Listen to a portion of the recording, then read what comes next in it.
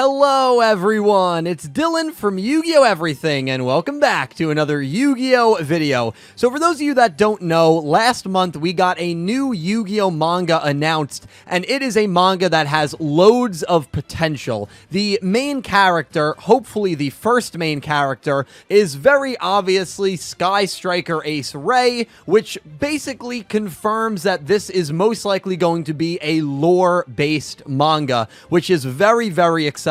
Now, we do not have any confirmation that there are going to be multiple lore stories tackled. Theoretically, this could be a 1 year, 2 year, 3 year manga that is fully focused on the Sky Striker lore and follows Ray and just really, really expands on that lore. But what myself and many others think is more likely is there are going to be multiple different pieces of lore that does get serialized, if you will, in this manga. And so I decided to list 5 different archetypes that I would love to see featured in this manga. Now, again, it's not confirmed that we are getting anything outside of Ray. I think there's a very good chance that we do, and that once the Sky Striker portion of the manga finishes, they'll move on to another card-based lore.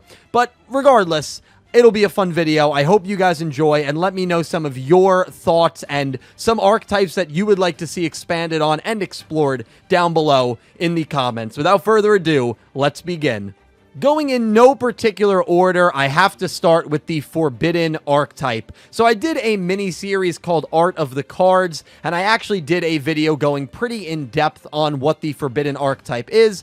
But for those of you that don't know, it has to do with the girl that's featured on Forbidden Chalice, Forbidden Dress. Eventually, she gets smited by God himself, and we see that in Solemn Strike and Solemn Scolding. She becomes the condemned Maiden, and eventually becomes the Dark Lord, the character that is on Forbidden Droplets. And so seeing that whole story, which is one of my personal favorite stories of any Yu-Gi-Oh! Lore, serialized in a manga would be super fun. I think it would be really cool to get some extra panels that maybe the cards don't show us, maybe some communication between her and the other 2 girls that I believe appear on the card, Solemn Scolding. I know they eventually, I'm pretty sure, do join her, and so to get some more like personality and backstory for those characters, and of course for God himself, the character on the Solemn cards, would be super cool. And there are a lot of cards that are seen as meta and still used today, like the Solemn cards and more specifically Forbidden Droplets. So I think it would appeal to a lot of people that play the card game as well,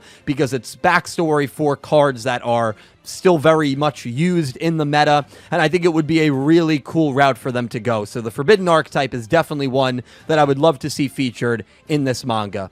Number 2, Buster Blader. So I definitely want to do a video at some point on the Buster Blader lore, because to me it is, I don't know, it's a story that always pulls on my heartstrings. Buster Blader is a character that obviously hates dragons. He slays dragons constantly, and at one point he runs into Buster Whelp and Buster Whelp's mother. He feels that the mother is not really taking care of the baby dragon, so he kills the mother, takes the baby dragon for his own, and falls basically in love with the baby dragon as you would a pet. Buster Blader, seeing his growth in this lore story and seeing him care for a dragon-like creature like I would if I got a newborn puppy, is super, super endearing. And then, of course, seeing what happens later on in the lore when the baby dragon becomes full and Buster Blader eventually has to kill it because it becomes, I'm pretty sure, a little corrupt. And then they end up fusing together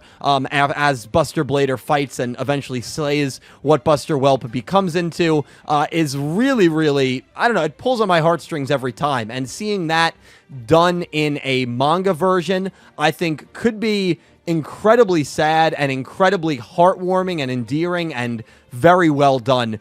So that is a lore that I personally love. Not a lot of people probably know that, and I would love to see that get its own version explored in this manga. Number 3, Shadolls. So the Shadoll lore has always kind of confused me. It was a lore that was in the Master Guide 5, and I know it has to do with monsters in the Yang Zing archetype. I'm pretty sure there is a fight that happens between Shadolls and Yang Zing, so seeing that fight take place would be awesome. I don't really know the lore too well, and I'm not sure if it's the most compelling lore, but to be honest, I love Shadolls. El Shaddoll Construct is my favorite monster of all time. I just absolutely love the archetype, and I think my dreams of seeing them featured in an anime, which I've dreamed since the GX days, 15, 20 years ago at this point, are pretty much over with. I know Shadolls are never going to be featured in an anime. Arc 5 chose Gladiator Beasts instead, but anyway, I would like to see Shadolls featured in some form of Yu-Gi-Oh media, and I think this is a perfect chance to expand on the archetype, to expand on the lore, make the lore a little easier to follow. I don't know, maybe someone just needs to explain it to me better, but I feel like there's not as much lore there as there could be, and I would love to see the Shadoll lore more further explored, mainly because it's one of my favorite archetypes in this manga.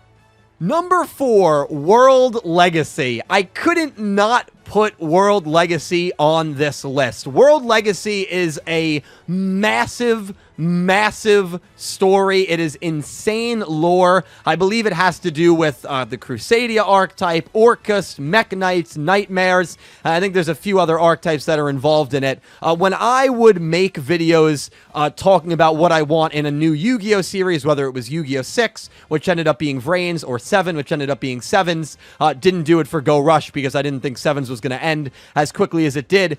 Almost every single video, plenty of people would comment, please just have an anime that follows the World Legacy lore. That is, I think, the want of so many people when you think of an anime-based lore.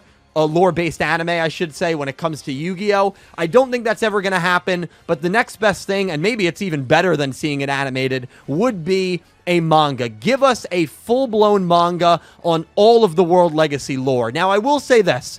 Something that I could see being a little hesitant from Konami's perspective is how immersive and massive this lore is. They might want to use this manga to explore more quicker lores that follow, less characters. I mean, the World Legacy lore is insanely expansive, and for that reason, that might be a massive turnoff to do a manga based on World Legacy, but I already know for a fact it's something that a lot of people want. I would love to see it at this point as well. I haven't really read up on it, to be honest, but I know it's very good, very immersive, and it's something that I hope we do get to see in some sort of animated or manga form at some point in the future. And number 5, Gagagigo. Much like Buster Blader, Gagagigo is another lore-based story that I really enjoy. Gagagigo starts as kind of an evil character. Obviously, the story would follow him. He's an evil character pretty much from his early days into his adulthood, and then he kind of turns good thanks to the help of Marauding Captain. He has a moment later on where he starts to get corrupted again because he has a bad injury, and during the healing, I think something happens there where someone corrupts him. It's been a while since I've read that lore, and then Marauding Captain once again comes to his aid and tells him, hey, listen, you're not this evil guy, and Gagagigo remembers the memories that him and Marauding Captain have, and he becomes Gagagigo the Risen, and eventually overcomes the darkness within him. And I think seeing him as the main character of a lore-based manga would be really enticing. And I'm pretty sure it ends on a cliffhanger. Doesn't it end with, like, him getting captured? Like, someone captures him and his overlay units, and then we never have any conclusion on that. So maybe you could give a proper conclusion to the Gagagigo lore storyline, unless maybe it's gotten a conclusion in the last year and I just haven't realized it. But that is another archetype that I would love to see explored in this manga.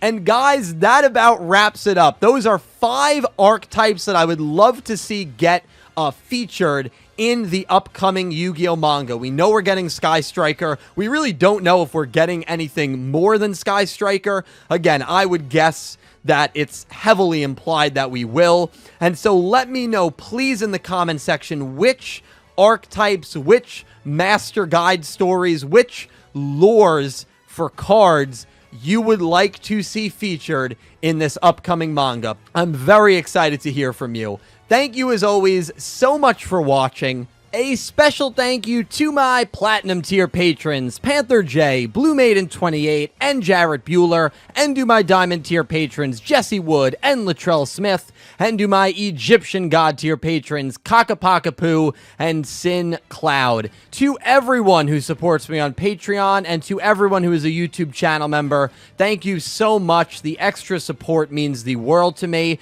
and it allows me to make videos on a semi-daily basis, and I am forever indebted to you guys. Seriously, thank you so much. And definitely check out my channel membership feature and my Patreon for some extra channel perks. And thank you guys all so much for watching. Please leave your thoughts down below in the comment section. Be sure to check out my channel for some more Yu-Gi-Oh anime content. And I hope you have an amazing day. Take care, guys.